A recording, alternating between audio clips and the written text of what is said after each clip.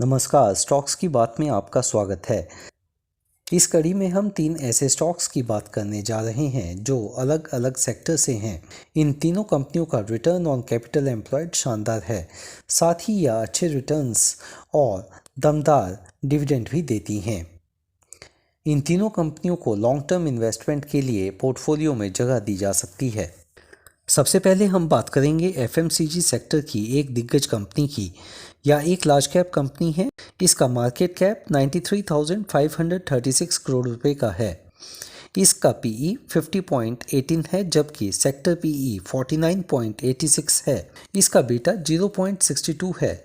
इस कंपनी की खास बात यह है कि यह अपने निवेशकों को 4% से अधिक का डिविडेंड देकर खुश करती है। इसके एक शेयर की फेस वैल्यू 1 रुपये है। इस साल यह अपने निवेशकों को 74 रुपये 50 पैसे का डिविडेंड दे चुकी है, जबकि साल 2020 में इसने अपने निवेशकों को 118 रुपये का शानदार डिविडेंड दिया था। जिस कंपनी की हम बात कर रहे हैं उसका नाम ब्रिटानिया है। इसने अपने लॉन्ग टर्म इन्वेस्टर्स को कई बार बोनस देकर मल्टीबैगर रिटर्न्स दिए हैं। साथ ही फेस वैल्यू को स्प्लिट करके लॉन्ग टर्म इन्वेस्टर्स के ऊपर पैसों की बरसात की है। चलिए अब इस कंपनी के फंडामेंटल्स पर एक नज़र डाल लेते हैं। आप देख सकते हैं कि इस कंपनी की सेल्स में पिछले 5 सालों से लगातार इजाफा हो रहा है और यही वजह है कि इसका नेट प्रॉफिट भी साल दर साल बढ़ता जा रहा है। इस कंपनी का लगातार ग्रो करना निवेशकों को इसकी ओर आकर्षित करता है। ब्रिटानिया के पास काफ़ी स्ट्रॉन्ग रिजर्व्स एंड सरप्लस हैं, यानी कि इसके पास पैसों की कोई कमी नहीं है। इसका रिटर्न ऑन कैपिटल एम्प्लॉयड काफ़ी शानदार है, जो कि पिछले सालों में औसतन 40% के आसपास रहा है। ब्रिटानिया के ऊपर थोड़ा कर्जा है, लेकिन इंटरेस्ट कवरेज रेशो काफ़ी अच्छी होने की वजह से निवेशकों की चिंता खत्म हो जाती है। चलिए अब इस कंपनी के शेयर होल्डिंग पैटर्न पर एक नज़र डाल लेते हैं। इस कंपनी के प्रमोटर्स के पास 50.55% शेयर्स हैं, जबकि फॉरेन इंस्टीट्यूशनल इन्वेस्टर्स के पास 18.4% और डोमेस्टिक इंस्टीट्यूशनल इन्वेस्टर्स के पास 11.17% शेयर्स हैं। फॉरेन इंस्टीट्यूशनल इन्वेस्टर्स और डोमेस्टिक इंस्टीट्यूशनल इन्वेस्टर्स की इस कंपनी में हिस्सेदारी यह बताती है कि ब्रिटानिया एक अच्छी ग्रोइंग कंपनी है और यह लगातार प्रॉफिट कमाने का दमखम रखती है, जो कि लॉन्ग टर्म इन्वेस्टर्स के लिए अच्छी खबर है। इस कंपनी में 19.87% शेयर्स की हिस्सेदारी पब्लिक के पास है। लॉन्ग टर्म इन्वेस्टर्स इस कंपनी के शेयर्स को खरीदकर अपने पोर्टफोलियो में रख सकते हैं। अगर पिछले 1 महीने की बात करें तो मार्केट में बुलिश ट्रेंड होने के बावजूद ब्रिटानिया ने नेगेटिव रिटर्न्स दिए हैं। अभी यह 5% के डिस्काउंट प्राइस पर चल रहा है।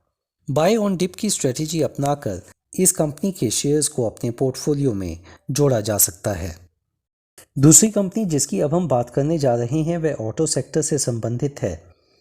इसकी मार्केट कैप 1,10,409 करोड़ रुपए की है। इसका सेक्टर पीई 22.73 है और बीटा 0.95 है। हाई बीटा होने की वजह से आप इसके दामों में काफ़ी उतार चढ़ाव देख सकते हैं, लेकिन इस कंपनी की खासियत यह है कि यह अपने निवेशकों को 3.67% का धमाकेदार डिविडेंड यील्ड देती है। इस साल यह कंपनी अपने निवेशकों को प्रति शेयर 140 रुपये का डिविडेंड दे चुकी है। जिस कंपनी की हम बात कर रहे हैं उसका नाम बजाज ऑटो है। मई 2008 में लिस्ट होने के बाद यह साल 2010 में एक के बदले एक शेयर का बोनस दे चुकी है। बजाज ऑटो के शेयर की फेस वैल्यू 10 रुपये है। यहाँ पर भविष्य में फेस वैल्यू में स्प्लिट की उम्मीद की जा सकती है। चलिए अब इस कंपनी के फंडामेंटल्स पर एक नज़र डाल लेते हैं।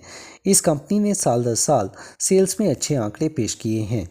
कोविड महामारी की वजह से लगाए गए लॉकडाउन से यह कुछ प्रभावित जरूर हुई है, लेकिन इसके बावजूद भी इसने अच्छे आंकड़े पेश किए हैं।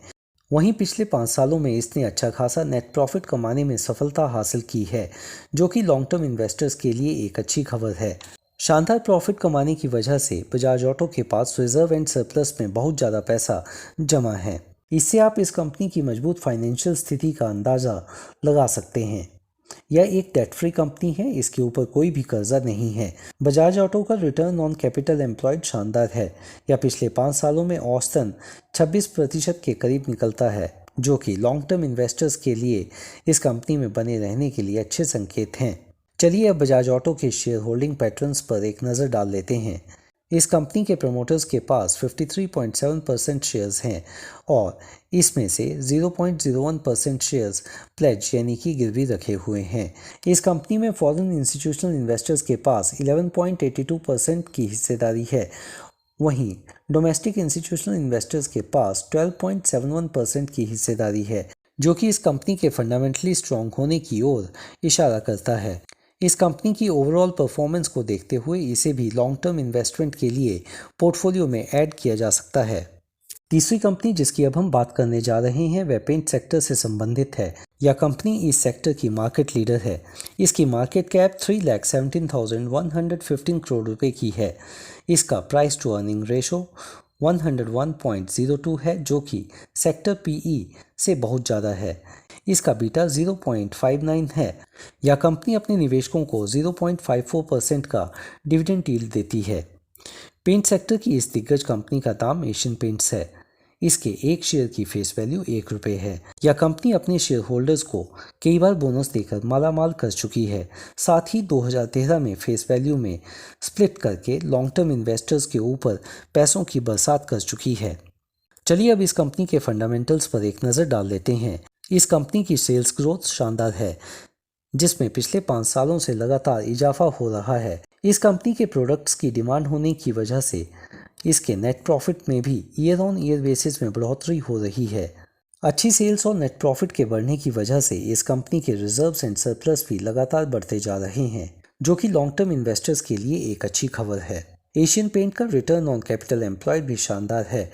यह पिछले 5 सालों का औसतन 31% निकल कर आता है। इसका रिटर्न ऑन इक्विटी भी औसतन 25% के करीब है, जो कि काफ़ी शानदार है। एशियन पेंट के ऊपर थोड़ा कर्जा है, लेकिन इसका इंटरेस्ट कवरेज रेशो अच्छे होने की वजह से निवेशकों की चिंता कम हो जाती है। एशियन पेंट के शेयर होल्डिंग पैटर्न्स की बात करें तो कंपनी के प्रमोटर्स के पास 52.79% शेयर्स हैं, जिसमें से 9.03% गिरवी रखे हुए हैं, यानी कि इस कंपनी ने प्लेजिंग की हुई है। फॉरेन इंस्टीट्यूशनल इन्वेस्टर्स के पास इस कंपनी के 20.72% शेयर्स हैं, वहीं डोमेस्टिक इंस्टीट्यूशनल इन्वेस्टर्स के पास 7.3% शेयर्स हैं।